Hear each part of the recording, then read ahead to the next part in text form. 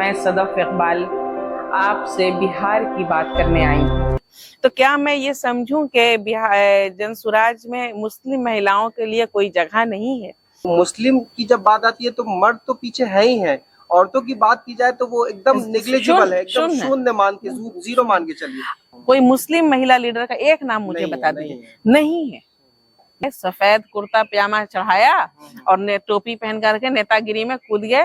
तो मुस्लिमों की हालत ज्यादा बुरी है तालीम के मामले में, और उसमें भी औरतों की अगर बात करें तो और ज्यादा बुरी है। मुसलमान औरतों की बात करें तो हमारे यहाँ IAA BA इसलिए करा दिया जाता है कि लड़कियों को अच्छा रिश्ता मिले। हाँ, मतलब हुनर बहुत है, लेकिन तालीम नहीं है। पलायन का मुद्दा जो है ये औरतों को कैसे इम्पैक्ट करता है? बिल्कुल, घर में सिर्फ हम औरतें रह गई हैं और मेरे बूढ़े पापा रह गए हैं। सऊदी अरब में आप देखिए या जितना भी गल्फ कंट्री है वहाँ चले जाते हैं और 2-2 साल पर उनको छुट्टियां मिलती हैं। प्रशांत जी को और जनसुराज को जो आजमाने की बात बोल रही है, तो बहुत सारे लोग हैं समाज में जो ये भी बोलते हैं कि प्रशांत जी तो बीजेपी के बी टीम है, और बहुत सारे लोग तो अभी भी बोलते हैं कि उनको फंडिंग में अभी बीजेपी से ही आ रही है। आपको हम 2-3 पॉइंट्स बताना चाहते हैं जिसको बहुत गौर सुनिएगा। दलितों से ज्यादा सेकुलर कोई दूसरी कौम नहीं है, हम मुसलमान भी नहीं है। औरतों की हालत बेहतर कैसे होगी? जैसे अभी कुछ दिन पहले नीतीश कुमार जी ने विधानसभा में बोल दिया, महिला हो तुम कुछ जानती हो।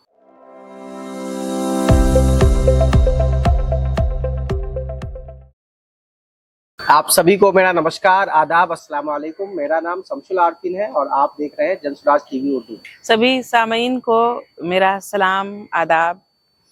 मैं सदफ इकबाल हूँ और मेरा ताल्लुक जो है गया ज़िला से है। गया ज़िला में 12 चट्टी में एक आपको GT रोड के किनारे एक बहुत पुराना गांव है भदिया।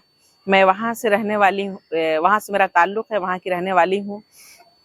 मैं एक राइटर थी, अफसाना निगार थी, फिक्शन राइटर भी हूँ और काफ़ी मुशायरे मैंने किए। मैंने कई किताबें मैंने हिंदी में तर्जमे किए।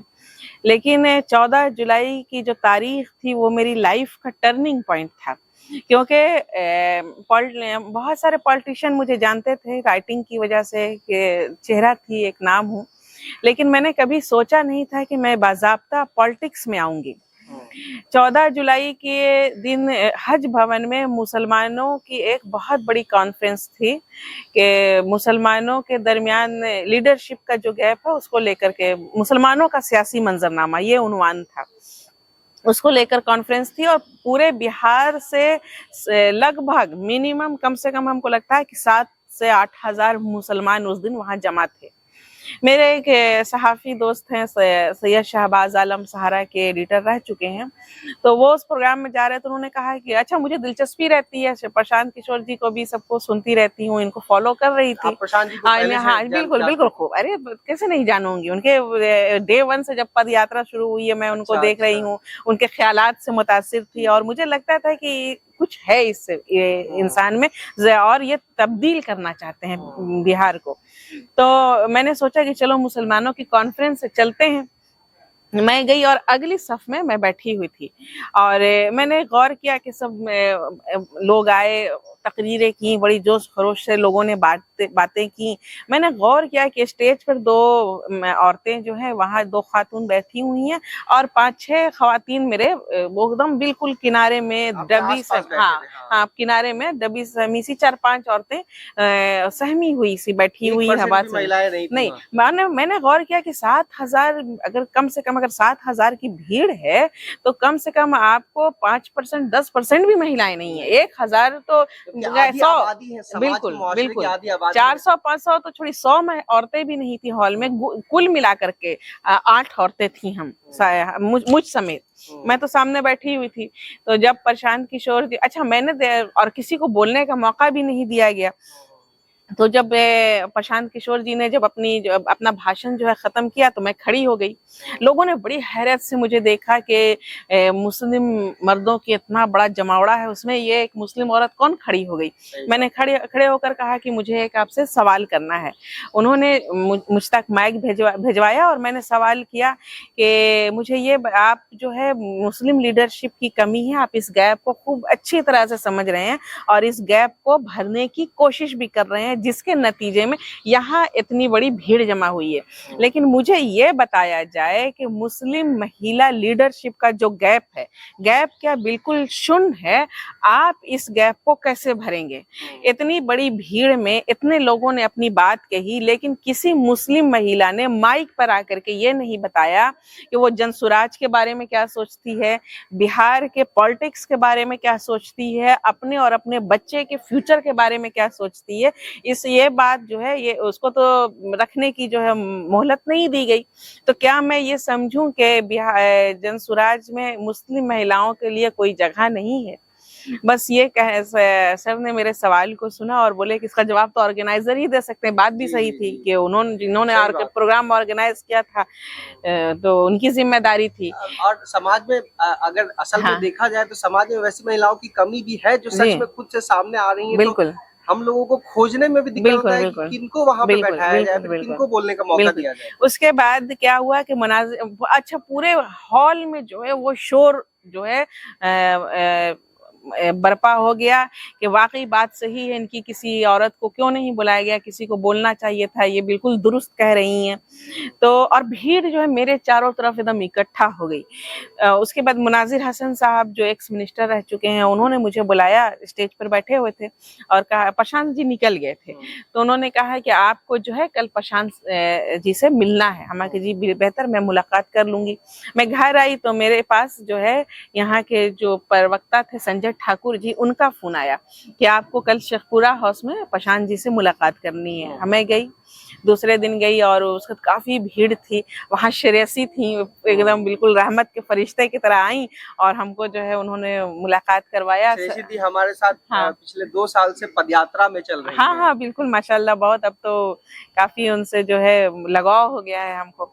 तो उन्होंने ही जो है फिर वो अंदर ले गई हमको, फिर सर से मेरी मुलाकात हुई और बड़ी मैं मुतासिर हुई उनसे मिलने के बाद।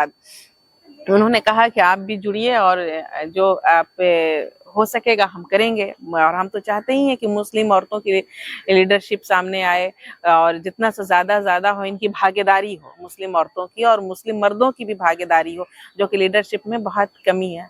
उसके बाद मैंने जो है 15 जुलाई को जो है पार्टी ज्वाइन कर ली और 27 फिर उनसे मेरी 1-2 मुलाकात हुई। 27 तारीख को भी प्रशांत सर ने मुझे बुलवाया, मीटिंग की मेरे साथ, मुझसे कुछ सवालात किए, जो मेरी समझ थी, समझ के मुताबिक मैंने उनके जवाबात दिए।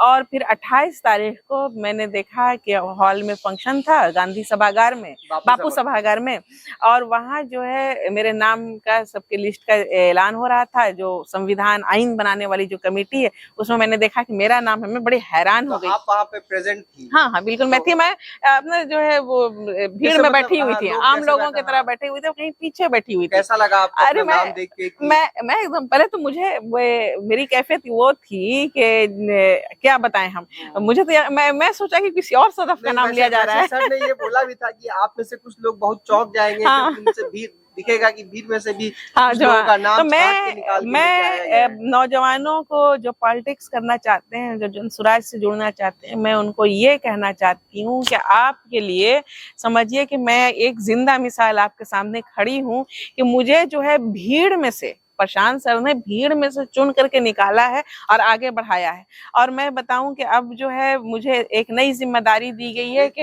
एक हम बीच में इंटरप्ट करना चाहेंगे। भीड़ में से चुन के उन्होंने इसलिए आपको निकाला है क्योंकि भीड़ में से आप खड़े होकर सामने से खड़े होने का हिम्मत किया आपने और सवाल रखने का हिम्मत किया कि नहीं, ये असल में ऐसा होना ही चाहिए। और जनसुराज में क्या चाहिए? अलग अलग सोच के लोग चाहिए जो इसको सामूहिक तरीके से इज्तिमाई कोशिश करके बिहार को आगे बढ़ा सके। तो यही जो प्रशांत किशोर जी बोलते हैं कि आप में से जो है लोग जो है आगे आएंगे, मंत्री बनेंगे और जो है विधानसभा में बैठेंगे, तो ये बात उनकी 100% सही है कि हम जैसे लोग, हम आम लोगों को वो चुन चुन करके उनके टैलेंट को पहचान करके आगे ला रहे हैं और आगे बढ़ाने का काम कर रहे हैं। तो बिल्कुल आप लोग जो है जनसुराज से जुड़िए, पूरी हिम्मत से जुड़िए, और अगर आप में टैलेंट है, आपका जो जनाधार है, आपके अंदर सलाहियत है, कोई नहीं आपको रोकेगा। आपको जो है आगे आपके लिए यहाँ बिल्कुल जो है रास्ता जो है साफ मिलेगा। अच्छा, ये जानना चाह रहे थे हम कि जैसे उस दिन जो मीटिंग हो रही थी, बिहार का सियासी मंजरनामा और मुसलमानों की जब बात करते हैं तो मुसलमान तो पॉलिटिक्स में आने से वैसे ही कतरा रहे हैं, उनको क्या चाहिए कि कोई एक रहनुमा मिल गया और उनके पीछे उनका नाम लेके ढोते रहो और बोलते रहो कि नहीं ये हमको बचाएंगे, ये हमको ये करेंगे। तो मुस्लिम की जब बात आती है तो मर्द तो पीछे है ही है, औरतों की बात की जाए तो वो एकदम नेग्लिजिबल है, एकदम शून्य है। शून्य मान के, जीरो मान के चलिए।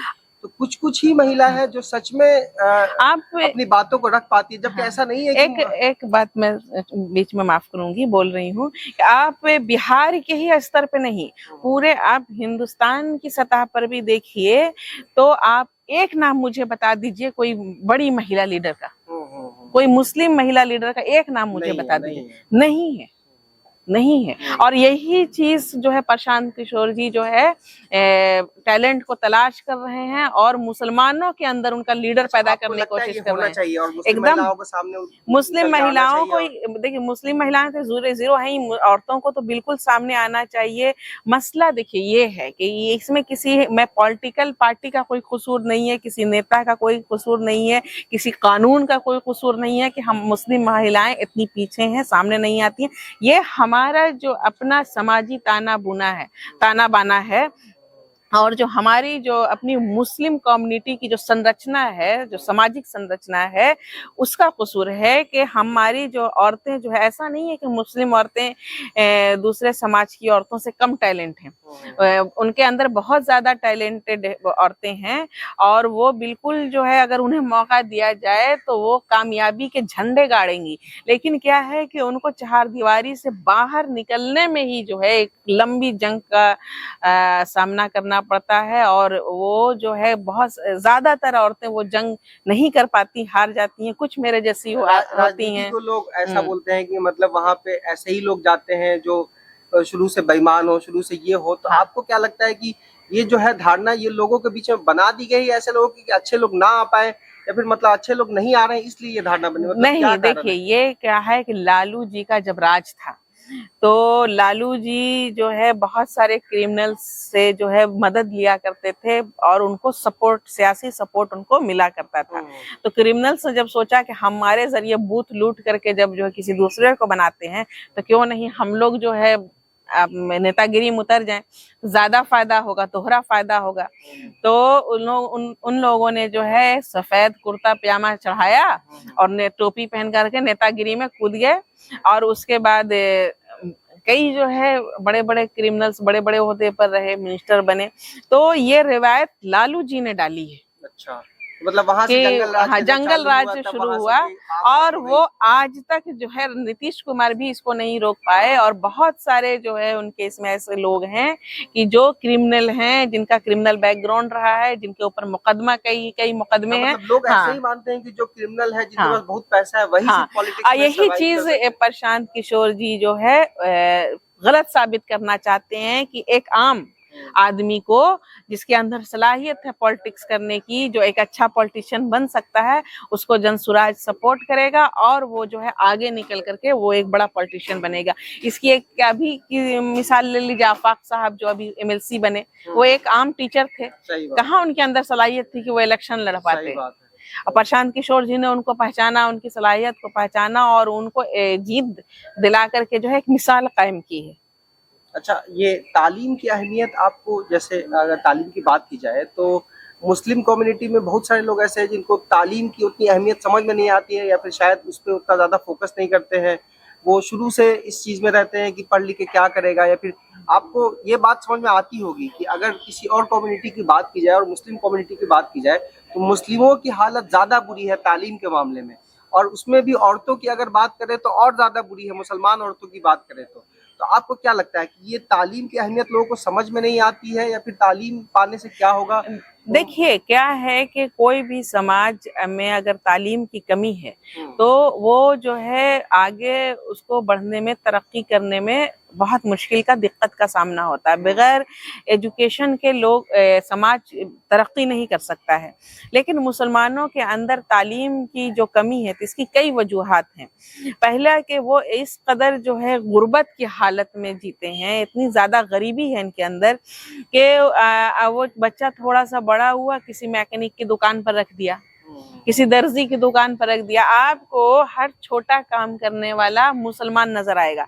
आप एक मोटरसाइकिल बनाने वाली दुकान पर चले जाइए तो आपको वहाँ जो है छोटे छोटे बच्चे 12 साल 14 साल के सब मुसलमानों के बच्चे मिलेंगे, या मैकेनिक जो है ज्यादातर मुसलमान मिलेंगे। आप दर्जी की दुकान पर चले जाइए तो आपको जो है सारे मुसलमान वहाँ मिलेंगे। तो आप किसी भी छोटे काम में आप जाइएगा तो आपको सब वहाँ मुसलमान मिलेंगे। लेकिन आप किसी बड़े दफ्तर में जाइए, कि कहीं किसी बैंक में जाइए, किसी ऑफिस में जाइए, तो आपको शायद वहाँ एक मुसलमान मिले, एक या दो मुसलमान मिले। तो अगर ये सूरत हाल रहेगी तो हमारा समाज तरक्की कैसे करेगा? और जब हमारे मुस्लिम बच्चों को जब तालीम ही हासिल नहीं होगी तो वो कैसे जो है आईएएस बनेंगे, आईपीएस बनेंगे, बड़े बिजनेसमैन बनेंगे, इंजीनियर बनेंगे, कहाँ से बनेंगे? तो सबसे पहली चीज है कि उनको जो है तालीम में सुधार की जाए, उनको जो है रोजगार कराया जाए, और तभी जो है जब आप फिनेंशियली तौर पर स्ट्रांग होंगे तो आप अपने बच्चों को अच्छे स्कूल में पढ़ाएंगे भी। और अच्छा, सरकारी स्कूल में जो तालीम का निज़ाम है वो तो बिल्कुल जो आईने की तरह साफ है कि क्या सूरत हाल है। वहाँ पढ़ाई तो होती नहीं है, सिर्फ खिचड़ी खिलाई जाती है। तो वहाँ से पढ़ करके बच्चे, या मदरसे से बच्चे पढ़ करके जो निकलते हैं तो वो फिर बेचारे बच्चे यही छोटे मोटे काम करते हैं। मदरसे से बच्चे, आपके मदरसे हाईटेक मदरसे हैं नहीं, वहाँ के मदरसे के बच्चे इंग्लिश हिंदी ये सब नहीं जानते, उर्दू की तालीम होती है, कुरान पढ़ाई जाती है। वहाँ से जो है आलिम फाजिल बन के निकलते हैं, और बनने के बाद क्या बनेंगे? पेशिमाम बनेंगे, मुअज्जिन बनेंगे। बहुत है तो चंदा मांगेंगे मस्जिद के लिए। हाँ, दीनी तालीम हासिल करना हमारा बुनियादी हक है, लेकिन आप दीनी तालीम से आप जो है इसको पेशा नहीं बना सकते। तो आप जो है आपको आगे बढ़ने के लिए दुनियावी तालीम हासिल करनी बहुत जरूरी है। और हुजूर सल्लल्लाहु अलैहि वसल्लम ने कहा भी है कि तालीम हासिल करने के लिए चीन भी जाना चाहे इल्म हासिल करने के लिए तो जरूर जाओ। और हमारी शुरुआत ही हुई है इक़रा से, लेकिन क्या है कि तालीम के मामले में हम लोग सबसे ज्यादा पीछे हैं। तो हमें अपने बच्चों को कोशिश करनी है कि अच्छी तालीम दिलाएं और उनको जो है आगे बढ़ाएं। ये आपको नहीं लगता है कि जो मुस्लिम में जो लीडर्स हैं, जैसे मस्जिद के इमाम हो गए, कोई खानकाह के मौलाना साहब हो गए, अलग अलग जगह के, तो उनको भी इस पे थोड़ा जोर देना चाहिए कि मुसलमान बच्चों की तालीम की भी वो बात करें। जैसे दीनी तालीम पे वो लोगों को बुलाते हैं, दावत देते हैं, तो वैसे दुनियावी तालीम की बिल्कुल थोड़ा सा क्या है कि अभी हमारा समाज बिल्कुल बंद है और अभी इसको खुला नहीं है, और लोगों को अभी और रोशन ख्याली नहीं है उतनी ज्यादा। आप जो बोल रहे हैं वो बिल्कुल दुरुस्त फरमा रहे हैं कि जो हमारे पेश इमाम है, जो हमारे जो मुस्लिम रहनुमा हैं, तो जिनकी बात जो है मुस्लिम समाज में सुनी जाती है, समझी जाती है और उस पर अमल किया जाता है, उन लोगों का ये फर्ज है कि वो मुस्लिम समाज में लोगों में ये बात फैलाएं कि आप अपने बच्चों को आला तालीम दिलाएं, ना कि किसी कोई मोटर मैकेनिक बनाए, दर्जी बनाए, मोची बनाए। उसके बजाय जो है आपको जो है अपने बच्चों को आला तालीम, बैग बनाने वाली दुकान में चले जाइए, जितना बैग बनाने वाला आपको मिलेगा सारा मुस्लिम बच्चा मिलेगा। अच्छा, आप कढ़ाई करने वाली जो बनता है कपड़े उपड़े पर जो है सिलाई, वो उसमें आप चले जाइए, आपको मतलब हुनर बहुत है, लेकिन तालीम नहीं। अगर एजुकेशन रहता है तो अब हुनर को जो है वो एक बड़ा बिजनेस बना सकते थे, मैनेजर बन सकते थे, अपनी फैक्ट्री चला सकते थे, बिल्कुल रोजगार दे सकते थे। लेकिन वो बेचारे 200-400 रुपए रोजाना की मजदूरी पर काम कर रहे हैं। अच्छा, एक पलायन का जो मुद्दा है हमारा बिहार में, ये सबसे कॉमन है कि मतलब बिहार का क्या ट्रेंड है कि यहाँ से अगर पढ़ लिख भी गए लोग तो उनको बाहर ही जाना है, नहीं पढ़े लिखे तब तो बाहर जाना ही जाना है 10,000 15,000 की नौकरी के लिए, लेकिन पढ़ लिख भी गए, अच्छी खासी ग्रेजुएशन भी कर ली, तो जॉब की जब बात आती है तो बाहर ही जाते हैं। तो बिहार से जो पलायन हो रहा है, लोगों का ही पलायन हो रहा है, पैसों का ही पलायन हो रहा है और रिसोर्सेज का ही पलायन हो रहा है, सारी चीजों का पलायन हो रहा है। तो इस मुद्दे पे आप क्या बोलना चाहती हैं? ये तो बिल्कुल बहुत गंभीर मुद्दा है, और कि हमारे यहाँ अरसे से जो है बिहारी जो है, अगर आप एजुकेशन हासिल करना चाहते हैं, आईए के बाद आपको बिहार में सही कॉलेज नहीं मिलेगा जहाँ से आप हायर एजुकेशन जो है हासिल कर सकें। तो आपको पढ़ने के लिए कहीं ना कहीं जाना पड़ेगा, दिल्ली जाना पड़ेगा, बेंगलोर जाना पड़ेगा, चेन्नई जाना पड़ेगा। अगर आपको कोई काम करना है, मजदूरी ही करनी है, तो आपको कहीं बिहार से बाहर निकलना पड़ेगा। तो क्या है कि आपके जो अगर पढ़ने के लिए बच्चे जा रहे हैं तो वो भी समझिए वो तो पलायन बच्चों का है ही, उनकी पूंजी का पलायन है कि आप पढ़ने में बच्चों में 2 लाख 4 लाख 8 लाख 10 लाख रुपया जो पेरेंट्स खर्च कर रहे हैं तो वो तो दूसरे स्टेट में खर्च हो रहा है, हमारे स्टेट में तो वो पैसा खर्च हो नहीं रहा है। सही बात। तो एक पैसे का बड़ा हिस्सा जो है तालीम हासिल करने की वजह से जो है बाहर में वो जा रहा है। पलायन आपको हम इस नजरिए से भी हम समझना चाह रहे थे कि जैसे देखिए ज्यादातर ये होता है कि जो सोसाइटी के जो मर्द होते हैं वो पलायन करते हैं, तो औरतें जो रहती है वो शायद घर में ही रह जाती हैं और वो अकेली रह जाती हैं, या तो उनका भाई बाहर जा रहा है, उनका शौहर बाहर जा रहा है, उनके फादर बाहर जा रहे हैं, कोई ना कोई उनके घर से कोई एक ऐसा रिस्पॉन्सिबल फादर फिगर ऐसा लोग चला गया है जो शायद रहते उनके घर में तो घर को ज्यादा मजबूती मिलती। बिल्कुल बिल्कुल। तो उस नजरिए से अगर देखा जाए तो ये पलायन का मुद्दा जो है ये औरतों को कैसे इम्पैक्ट करता है? बिल्कुल बिल्कुल। क्या है कि मर्द, घर के तमाम मर्द, आप मेरे ही घर की मिसाल ले लीजिए, मैं अपने घर की बात कर रही हूँ जो कि भदिया मेरा ननिहाल है, मेरा नाना का घर है। मेरे 3 मामू हैं, बड़े वाले जो है शाह अब्दुल अजीज यूनिवर्सिटी में डीन है, वो बाहर, उनका बेटा पढ़ने के लिए अमेरिका चला गया, फिर वहां से वो अभी ऑस्ट्रेलिया में है। मंझले वाले फार्मासिस्ट हैं वो ओमान में, वो पलायन कर गए। और छोटे वाले चार्टर्ड अकाउंटेंट हैं वो जो है ओमान में चले गए। मेरा एक भाई है, वो भाई जो है वो दिल्ली में है, अभी इंजीनियर है। घर में सिर्फ हम औरतें रह गई हैं और मेरे बूढ़े पापा रह गए हैं। तो ये जो है हमारा हर घर की ये कहानी है कि ज्यादातर बस ईद बकरीद हुई या कोई शादी ब्याह हुआ, कोई मौका हुआ तो आए, और नहीं तो घर में जो है हम औरतें ही ज्यादातर जो है, आप किसी भी गांव में जाइएगा तो आपको बूढ़े मिलेंगे या औरतें मिलेंगी। तो ये एक बहुत बड़ा मसला है। अच्छा क्या है कि आपने सही बोला कि हम लोग पदयात्रा करते हैं तो पदयात्रा में लोग कौन रहते हैं? जो भी लोग सुनने आते हैं वो ज्यादा बूढ़ी औरतें रहते हैं, मर्द रहते हैं, मर्द भी रहते हैं तो वो बूढ़े ही रहते हैं। नौजवानों की संख्या बिहार में और बहुत कम हो गई है। अच्छा, मुसलमानों की सूरत हाल और खराब ये है कि बेचारे जो है घर चलाने के लिए छोटी छोटी नौकरियों 10-15 हजार, 20 हजार, 25 हजार रुपए तनख्वाह पर सऊदी अरब में आप देखिए या जितना भी गल्फ कंट्री है वहां चले जाते हैं और 2-2 साल पर उनको छुट्टियां मिलती हैं और 2 साल पर 2 महीना के लिए आए और वो सोचिए कि क्या बेचारे की पूरी जिंदगी उनकी बाहर कट जाती है। अगर यही रोजगार उनको यहाँ मिले, बिहार में मिले, अपनी जमीन पर मिले, तो क्यों कोई घर छोड़ करके अपने बीवी और बच्चों को बाहर जाएगा?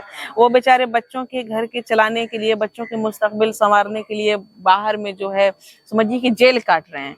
तो ये सारे बहुत गंभीर मुद्दे हैं बिहार के और जिस पर जो है बिल्कुल विचार होना चाहिए और प्रशांत किशोर जी इसको खूब अच्छे से समझते हैं और वो अगर जनसुराज पार्टी हुकूमत में आती है तो पहले जो है इन्हीं मुद्दों पर जो है काम करेगी, इन्हें ही सुलझाने की कोशिश करेगी और जो पलायन को रोकने की कोशिश करेगी। पूंजी का भी पलायन बहुत बड़ा है। सबसे बड़ी बात कि बैंकों में पैसे जमा होते हैं तो आपको जो है लोन मिलना चाहिए बिहारियों को। तो क्या होता है कि यहाँ बिहारी को अगर 20 रुपया मिलेगा तो किसी गुजराती को 80 रुपया मिलेगा। तो बड़ी बड़ी इंडस्ट्री जो है बिहार से बाहर लग रही बिहारियों के पैसे से की बात करते हैं सर। बिल्कुल बिल्कुल। जो तो वो उसमें जो है क्या है कि बिहार में इंडस्ट्री लग नहीं रही है, कहाँ से लगेगी? आप जब बैंक लोन देंगे तभी तो, वो तो लोन दे रहे हैं कि दूसरी रियासत के लोगों को, तो वहाँ इंडस्ट्री लग रही है, वहाँ तरक्की हो रही है। बिहार हमारा पीछे से पीछे जो है हो रहा है। तो इसके जिम्मेदार कौन है? आपने 15 साल लालू जी ने दिया को बिहारियों ने दिया। अभी 18-19 साल से नीतीश कुमार जी राज कर रहे हैं। इतना 30-35 वर्षों में भी जो है बिहार में कोई तब्दीली नहीं आई। तो बिहार की जनता आजमाए हुए को बार बार कितना आजमाएगी? अब उसको भी नया ऑप्शन चाहिए। अगर उसके पास सामने अगर जनसुराज का ऑप्शन है और उसको जो है कोई उम्मीद दिला रहा है, यकीन दिला रहा है कि हम आएंगे तो बिहार को तब्दील करेंगे, तो जनता को जरूर एक बार जो है जनसुराज को आजमा के देखना चाहिए। अच्छा, आप जो ये बोल जब तक आप आजमाएंगे नहीं तब तक कोई बच्चा जो है इम्तिहान में बैठेगा नहीं, इम्तिहान का पर्चा देगा नहीं, तो आप उसके पास होने फेल होने का जो है निर्णय कैसे ले सकते हैं?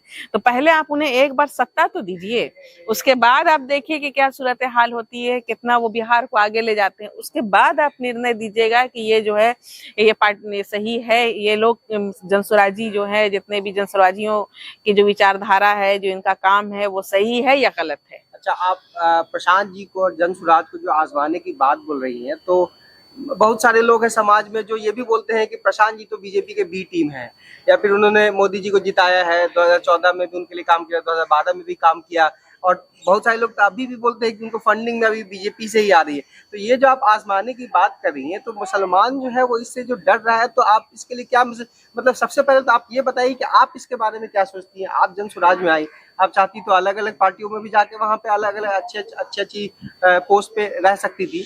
तो ये जन स्वराज को आपने एक नई सोच को आपने अचानक से कैसे चुना, जबकि हज भवन में आने से पहले भी आप प्रशांत जी को जानती थी, तो उससे पहले भी आपके कान में ये बात पड़ी होगी कि ये बिल्कुल, बीजेपी, तो आप वहां पे पहले कैसे आई और उसके बाद आने के बाद अभी जब देखिए, जब जन स्वराज से मैं नहीं जुड़ी थी तब भी जो मेरा एनालिसिस था वो एकदम मैं श्योर थी कि प्रशांत किशोर जी पे ये जो है इल्जाम लगाया जा रहा है, ये आरजेडी की तरफ से नहीं, भाजपा की तरफ से भी एक डिस्कोर्स चलाया जा रहा है कि प्रशांत किशोर जी भाजपा की बी टीम है, ताकि जो है मुस्लिम वोट बैंक इनकी तरफ खिसके नहीं। मसला ये है, आपको हम 2-3 पॉइंट्स बताना चाहते हैं जिसको बहुत गौर सुनिएगा, बहुत मंतकी बात है कि पहला तो आप प्रशांत किशोर जी ने चलिए अपना कंधा लगाया, मोदी जी को प्रधानमंत्री बनाया, उनके लिए काम किया, वो उनकी जॉब थी, तो वो उन्होंने अपना काम किया। जब वो प्रधानमंत्री बन गए तो आप प्रशांत किशोर जी उनसे अलग हो गए। वो वक्त तो मलाई खाने का था, वो तो उनसे जुड़ करके उनके साथ रह करके बड़ी बड़ी जो है इंडस्ट्री लगाते, अडानी और अंबानी के बराबर में जाके खड़े हो जाते। कैसा बेवकूफ आदमी है भाई, हाँ। कि जब हम मेहनत किया, जान लगाया, 2 साल 3 साल मेहनत किया और जब ये प्रधानमंत्री कोई उनका अपना आदमी बन जाए तो वो किनारे हो जाए। बात थी विचारधारा में असहमति की। प्रशांत किशोर जी उनकी विचारधारा से सहमत नहीं थे, लेकिन चूंकि वो जॉब था उनका, वो काम था उनका, तो उन्होंने अपने काम को पूरी ईमानदारी, पूरी निष्ठा के साथ किया। ये देखिए, और कामयाब भी हुए, उनको प्रधानमंत्री की कुर्सी पर बैठा भी दिया, लेकिन जब उनका काम पूरा हो गया तो वो वहां से हट गए। दूसरा आदमी होता, आप बताइए, एकदम बिल्कुल आप सोच करके बताइए, क्या दूसरा आदमी होता तो उस वक्त जब वो प्रधानमंत्री बन गए, उनका छोड़ता? पीक पे रहता है तो सब चाहता है कि उनके साथ रहे, और वो जो है उनसे अलग हो गए। अलग ही नहीं हुए, उनको ये साबित किया कि अगर हम आपको जिता सकते हैं तो आपको हरा भी सकते हैं। ये आपने बहुत बड़ी बात बोली। ये प्रशांत जी भी बोलते हैं, जैसे बहुत सारी मीटिंगों में लोग बोलते हैं, तो वो खुद बोलते हैं कि अगर मुझे जिताना आता है तो मैंने हरा के भी दिखाया है। और उनको कई राज्यों में हराया। बंगाल में जो है पूरी ताकत के साथ बीजेपी आ रही थी, उसको जो है वहां रोका। बंगाल में सबको लग भी रहा था कि मतलब बीजेपी का जीतने का चांसेस है। कई हमको लगता है कि 6-7-8 राज्यों में जो है उनको हार का स्वाद चखाया है। बिहार में भी हार आया है। बिहार में भी हार आया है। तो एक तो ये हो गया। अब दूसरी बात है कि होता है कि बी टीम है, बी टीम और इसलिए बनी है कि मुसलमानों का वोट काट करके जो है बीजेपी को फायदा दिलाया जाए। अरे मेरे भैया, अगर उनको मुसलमानों का ही वोट काटना था तो इतनी बड़ी जनसुराज पार्टी क्यों बनाते?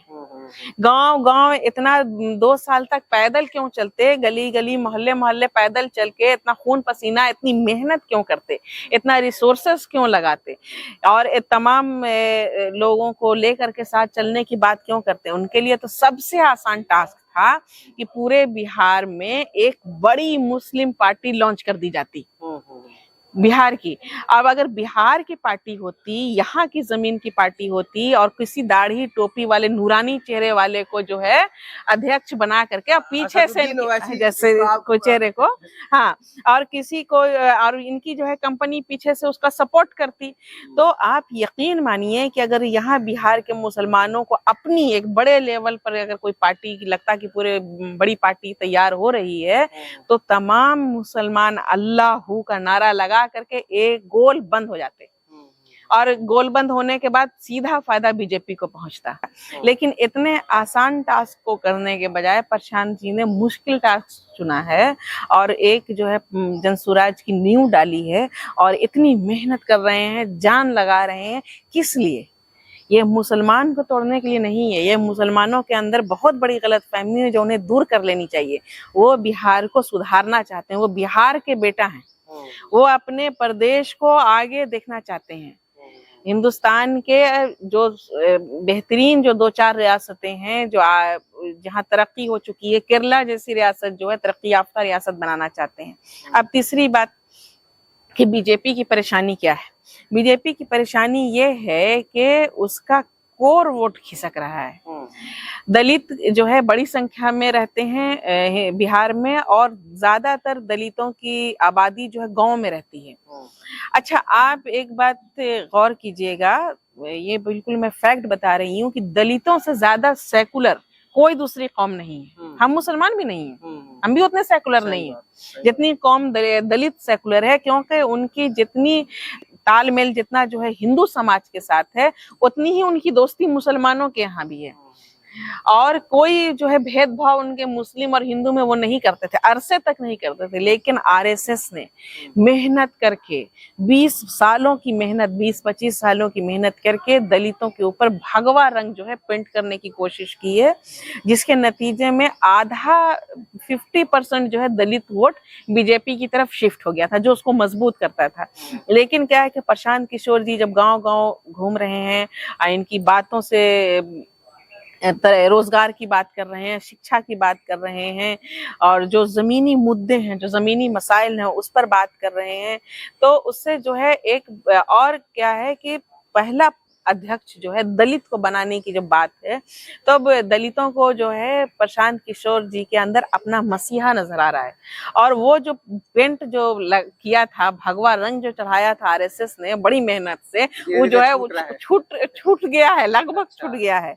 तो ये उनकी चिंता का बहुत बड़ा कारण है कि दलित वोट अगर खिसक गया तो भाजपा जो है धड़ाम से जमीन पर आ जाएगी। अच्छा, क्या है कि युवाओं का बहुत बड़ा वर्ग जो है, क्योंकि यही तो सिपाही थे भाजपा के, नौजवान तबका ही, पूरा यूनिवर्सिटी व्हाट्सएप यूनिवर्सिटी में जो है पढ़ा के उनको जो है डिग्री दिला करके वो उसका जो है डेली कुछ ना कुछ मैसेज आ जाता है कि आज उनका पूरा माइंडसेट जो उनका चेंज किया गया था। स्ट्रांग है बीजेपी का। लेकिन वो नौजवान जो तबका जो है, क्योंकि आप पिछली बार जो प्रोग्राम हुआ था बापू सभागार में, आपने देखा होगा कि कम से कम 15 से 18 हजार नौजवान जो है पूरे बिहार से आए, जनसुराज से जुड़े हुए जो नौजवान हैं, जो सच में बिल्कुल लेके गुस्सा थे कि मतलब ये गवर्नमेंट बदलनी चाहिए, मुझे जॉब चाहिए, तो मुझे ये चाहिए, ये अब जो सिपाही था भाजपा का, वो सिपाही ही जो है सरेंडर कर दिया है और आकर के जनसुराज से जुड़ गया है। तो बड़ी दिक्कत का बात है। दूसरी बात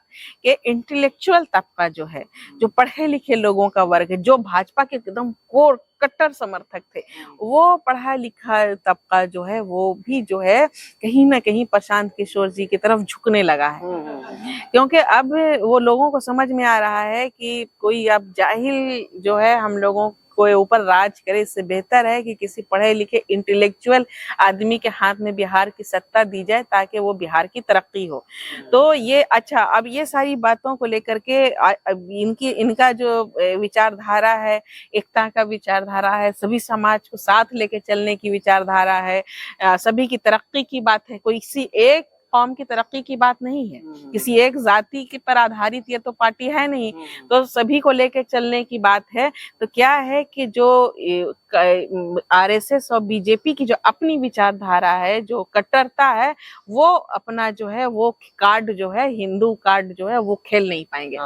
तो वो फेल हो रहा है, और ये बड़ी मुश्किल में जो है। और आपको हम बता रहे हैं कि भाजपा की बी टीम प्रशांत किशोर हैं, ये जो है जितना आरजेडी की तरफ से ये डिस्कोर्स चलाया जा रहा है, उतना ही जो है भाजपा की तरफ से भी ये डिस्कोर्स चलाया जा रहा है, ताकि गलतफहमी लोगों के दरमियान पैदा हो, और जो भाजपा विरोधी जो लोग हैं वो जो है इनसे जो है नहीं जुड़े।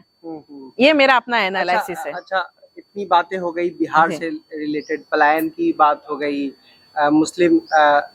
मुस्लिम लीडरशिप की बात हो गई कि कैसे बिहार में उनको इंटीग्रेट किया जाए, साथ में लेके चला जाए। लेकिन एक जो ये मुद्दा छूट जाता है वो औरतों का है कि औरतों की हालत बेहतर कैसे होगी। जैसे अभी कुछ दिन पहले नीतीश कुमार जी ने विधानसभा में बोल दिया कि मैंने औरतों को बोलना सिखाया है और महिला हो तुम कुछ जानती हो।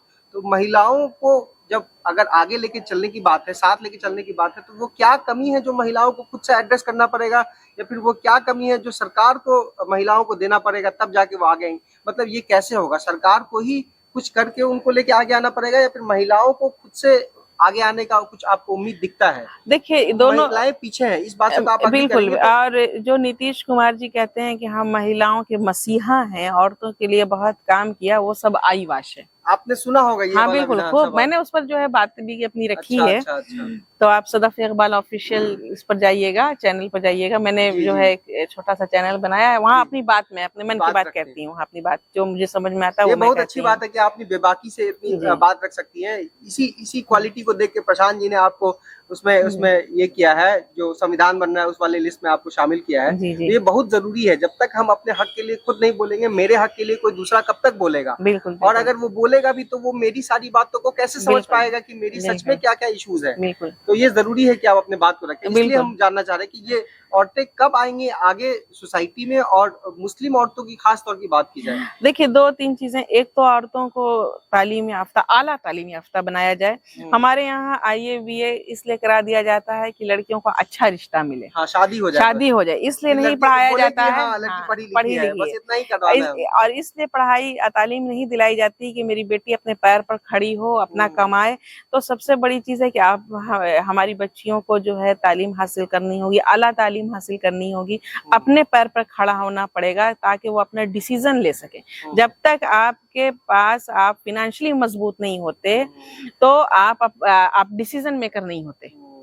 तो और बच्चियां जो है ये बहुत बड़ी, आप देखिएगा कि आप समाज में घूम जाइए, आपको बहुत कम लड़कियां जो है अपने पैर पर खड़ी दिखेंगी। तो ये चीजें जो है ये मुस्लिम समाज के लिए नहीं, तमाम समाज के लिए है। और जो है बाहर आए और इतना बिहार, अब तो प्रशांत किशोर जी इतना अवसर देने वाले हैं महिलाओं को, इसका लाभ उठाएं और बिहार की तरक्की में बराबर की भागीदारी बने। आप जहाँ हैं अपना जो है अपनी विचारधारा के साथ, अपने इसके साथ जनसुराज से जुड़ें और जनसुराज को भी मजबूत बनाइए और बिहार को भी आगे ले जाएं। हमारी बच्चियां, हमारी महिलाएं चाहेंगी तो बिहार को औरतें भी बदल सकती हैं। औरतों में इतनी ताकत है। जी जी, एकदम ताकत है। इससे हाँ। इससे कोई ये नहीं कर सकता, डिनाई नहीं कर सकता। वैसे एक बात ये भी सुनने में आया है कि संविधान में भी इस टाइप का कुछ रखा जा रहा है कि औरतों के लिए कुछ फिक्स सीट रखा हाँ जाएगा। बिल्कुल बिल्कुल बिल्कुल, हम तो औरतों के लिए जब कम वो से फ्रेम कम। हो जाए हाँ संविधान, तो आप हाँ उसकी एक मेंबर भी आप जी प्लीज जी, हमको एक बार जरूर बताइएगा जरूर कि जरूर बताएंगे। औरतों हाँ का क्या हुआ हाँ और जी, मतलब कितनी सीट उनके लिए रिजर्व बिल्कुल रखी जा बिल्कुल रही है। बिल्कुल। जनसुराज हमें उसके लिए क्या जहाँ करे? तक अंदाजा है कि कम से कम मिनिमम 40 सीट तो महिलाओं के लिए सुरक्षित रखी जा रही है। और उसके अलावा भी महिलाओं की जो है भागीदारी रहेगी। तो यानी हर आपको डिस्ट्रिक्ट से एक महिला तो जरूर है, एक जिला से। मतलब मान लीजिए कि हर लोकसभा सीट हाँ से, हर 40 लोकसभा। लोकसभा सीट है, हाँ तो 40 लोकसभा सीट से हर लोकसभा सीट से मिनिमम एक महिला जरूर है। जो ये बहुत बड़ी भागीदारी है, अभी बात किसी है। पार्टी ने अभी तक इतनी मतलब भागीदारी नहीं दी है। किसी किसी एक का नाम आता है कि जो बिल्कुल बिल्कुल। खड़ी और हुई लगता है। मुसलमानों की, उनकी मुसलमानों को तो आबादी के नहीं है, बिल्कुल नहीं है। मुसलमानों को भी जो है उनकी आबादी के हिसाब से जो है हिस्सेदारी मिलने वाली है। तो इसका जो है मुसलमान कौम को फायदा उठाना चाहिए और जो है कोशिश करनी चाहिए कि अपने अंदर एक लीडर पैदा करें। मुसलमान के मसाइल को मुसलमान का लीडर ही हल कर सकता है, जो हमारे दरमियान पैदा हुआ हो, हमारे दरमियान पला बढ़ा हो, जिसने आंख खोलते ही मुसलमान के मसाइल को देखा हो, मुसलमान को कस्मपुरसी की हालत में जीते देखा हो, वही जो है हमारे मसाइल को हल कर सकता है। तो मुसलमानों को अपने बीच में लीडरशिप उभारना चाहिए। अगर प्रशांत किशोर जी मौका दे रहे हैं कि आप लाइए अपने बच्चों को, लीडर हम बनाएंगे, उनको ट्रेनिंग हम देंगे, हम सारा संसाधन देंगे, तो फिर मुस्लिम कौम जो है पशु में ना रहे और बिल्कुल जो है प्रशांत किशोर जी का साथ दे और अपने अंदर जो है अपने, इंशाल्लाह हमको लगता है कि जनसुराज की वजह से मुसलमानों के दरमियान अच्छे आपको आने वाले वक्तों में बड़े लीडर दिखाई देंगे, जो नया चेहरा होंगे। बहुत बहुत शुक्रिया सदफ इकबाल जी। पिछले 10 दिनों से हम सदफ इकबाल जी का इंटरव्यू लेने की कोशिश कर रहे थे, लेकिन ये अलग अलग चीज़ों में बिजी हो जा रही थी। कभी प्रशांत जी के साथ मीटिंग है, कभी जो ये बन रहा है, संविधान बन रहा है, उसके लिए मीटिंग है, अलग अलग चीज़ों में मीटिंग में फंसी हुई थी। तो अब जैसे कि सदफ इकबाल जी यहाँ पे अभी बैठी हैं, तो इन जैसे लोगों को देख के सच में दिल से खुशी होती है। खुशी इसलिए नहीं होती है कि ये मेरे कोई रिलेशन के हैं, जान पहचान के हैं या फिर कुछ और है। खुशी इसलिए होती है क्योंकि हम जो एक मानसिकता लेके आए थे, सोच रहे थे कि बिहार में वैसे लोग नहीं बचे हैं, शायद बिहार के लोग वैसे हैं जो अच्छा सोच रखते हैं, लेकिन हमको लगता था शायद वो बिहार में नहीं बचे हैं, शायद वो बिहार में नहीं है। तो जब बिहार के लोग बिहार के लिए नहीं करेंगे तो यहाँ पे बिहार की तरक्की होगी कैसी?